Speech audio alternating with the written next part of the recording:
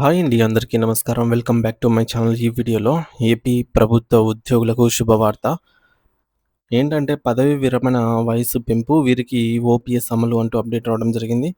మరి పూర్తి వివరాలైతే వీడియోలో తెలుసుకుందాము. వీడియో అయితే ఎక్కడే కానీ స్కిప్ చేయకుండా ఎండ్ వరకు చూసేయండి. అప్పుడే ఇన్ఫర్మేషన్ పూర్తిగా అర్థమవుతుంది. అలాగే వీడియో చూస్తున్న ప్రతి ఒక్కరు వీడియోకైతే లైక్ చేయండి ఫ్రెండ్స్. ఈ వీడియోని తోటి ఉద్యోగ, పెన్షన్ మిత్రులతో అయితే షేర్ చేయండి. కొత్తగా మన ఛానల్ చూస్తున్నవారు ఇంకా ఎవరైనా సబ్స్క్రైబ్ చేసుకోకపోతే వెంటనే మన ఛానల్ అయితే సబ్స్క్రైబ్ చేసుకోండి. సబ్స్క్రైబ్ చేసుకోవడం వల్ల నేను చేసే ప్రతి ఒక్క వీడియో మీ వరకు రీచ్ అవుతుంది.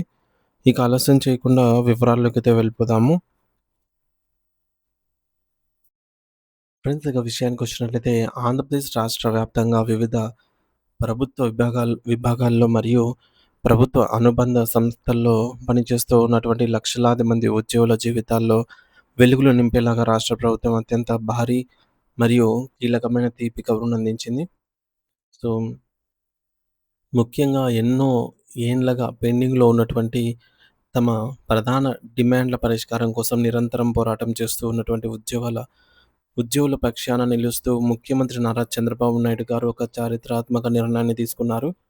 రాష్ట్ర ఆర్థిక పరిస్థితి మరియు ఉద్యోగుల సంక్షేమాన్ని దృష్టిలో ఉంచుకొని వారి పదవీ విరమణ వయసు పెంపుదల మరియు పాత పెన్షన్ పథకం ఓపీఎస్ అమలుకు సంబంధించిన అత్యంత కీలకమైన ఫైళ్లపై ముఖ్యమంత్రి గారు సంతకం చేయడం ద్వారా పరిపాలనలో కొత్త అధ్యాయానికి శ్రీకారం చుట్టారు.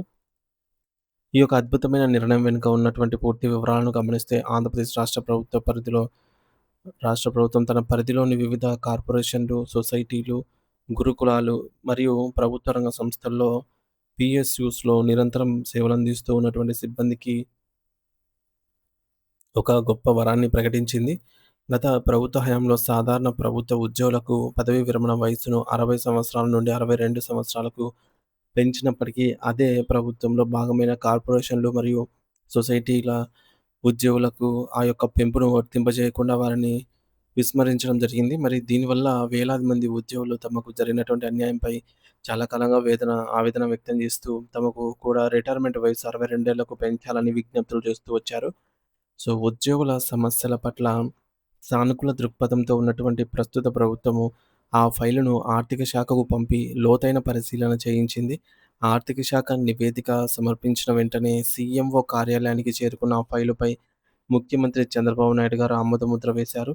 ఈ యొక్క నిర్ణయం వల్ల రాష్ట్ర వ్యాప్తంగా ఉన్నటువంటి సుమారు 15,000 మంది ఉద్యోగులకు మరో 2 ఏళ్ల పాటుగా గౌరవప్రదంగా విధుల్లో కొనసాగే అవకాశం అయితే లభిస్తుంది. మరి ఇది వారి యొక్క కుటుంబాల్లో ఆర్థిక స్థిరత్వాన్ని మరియు సంతోషాన్ని నింపుతుంది. మరోవైపు ముఖ్యంగా దేశవ్యాప్తంగా చర్చనీయాంశంగా మారినటువంటి పెన్షన్ విధానంపై కూడా ఆంధ్రప్రదేశ్ ప్రభుత్వం ఒక సాహసోపేతమైన మరియు మానవీయమైన నిర్ణయం తీసుకుంది. కాంట్రిబ్యూటరీ పెన్షన్ స్కీమ్స్‌కి సీపీఎస్ అమల్లోకి రాకముందే ఉద్యోగ నియామకాలకు సంబంధించిన అధికారిక నోటిఫికేషన్‌లను విడుదలైనప్పటికీ కొన్ని అనివార్య కారణాల వల్ల, అంటే కోర్టు కేసులు లేదా ఇతర పరిపాలనాపరమైన జాప్యాల వల్ల చాలామంది ఉద్యోగులు సీపీఎస్ అమల్లోకి వచ్చిన తర్వాత విధుల్లో చేరారు. అప్పట్లో నిబంధనల ప్రకారంగా వారి సీపీఎస్ పరిధిలోకి వెళ్లాల్సి రావటంతో పాత పెన్షన్ పథకం ఓపీఎస్ ద్వారా వచ్చే భద్రతను వారైతే కోల్పోయారు. ఈ యొక్క అన్యాయాన్ని సరిదిద్దాలని దాదాపు 11,000 మంది ఉద్యోగులు దశాబ్దాలుగా అయితే పోరాటం చేస్తున్నారు. మరి వీరి బాధను అర్థం చేసుకున్నటువంటి ప్రభుత్వం సదరు నోటిఫికేషన్‌ల ద్వారా ఎంపికైన వారందరికీ పాత పెన్షన్ విధానాన్ని వర్తింపచేయాలనేటటువంటి ఈ యొక్క ప్రతిపాదనకు సీఎం గారు పచ్చజెండా అయితే ఊపారు. దీనివల్ల 11,000 మంది ఉద్యోగులకు తమ రిటైర్మెంట్ తర్వాత స్థిరమైన పెన్షన్ పొందే హక్కు లభిస్తుంది. మరి ఇది వారి ముసలితనానికి పెద్ద కొండంత అండగా అయితే నిలుస్తుంది. ముఖ్యమంత్రి కార్యాలయంలో ఆమోదం పొందినటువంటి ఈ యొక్క 2 కీలక అంశాలు ఇప్పుడు తదుపరి ఘట్టానికి చేరుకుంటున్నాయి. సో, రాష్ట్ర కేబినెట్ సమావేశం త్వరలోనే జరగబోతోంది. అక్కడ ఈ యొక్క ప్రతిపాదనను అధికారికంగా ప్రవేశపెట్టి మంత్రివర్గ ఆమోదాన్ని పొందనున్నారు. మరి కేబినెట్ ఆమోదం లభించిన వెంటనే సంబంధిత ప్రభుత్వ శాఖలు అధికారిక జీవోలను మరియు విధి విధానాల ఉత్తర్వులను జారీ చేస్తాయి. మరి ఈ యొక్క ప్రక్రియ పూర్తయితే రాష్ట్ర వ్యాప్తంగా సుమారు 26,000 మంది ఉద్యోగులకు నేరుగా ప్రయోజనం అనేది కలుగుతుంది. ఈ భారీ నిర్ణయాల పట్ల ఆంధ్రప్రదేశ్ ఉద్యోగ సంఘాల నేత విద్యాసాగర్ గారు హర్షం వ్యక్తం చేస్తూ ఉద్యోగుల చిరకాల స్వప్నాన్ని నెరవేర్చినందుకును ముఖ్యమంత్రికి హృదయపూర్వక కృతజ్ఞతలు తెలిపారు. ప్రభుత్వం తీసుకున్నటువంటి ఈ చర్య వల్ల అటు ఉద్యోగుల్లో నైతిక స్థైర్యం పెరగడమే కాకుండా రాష్ట్ర అభివృద్ధిలో వారు మరింత ఉత్సాహంతో పాల్గొనే అవకాశం ఉంటుందని ఉద్యోగ సంఘాలు ఆశాభావం వ్యక్తం చేస్తున్నాయి.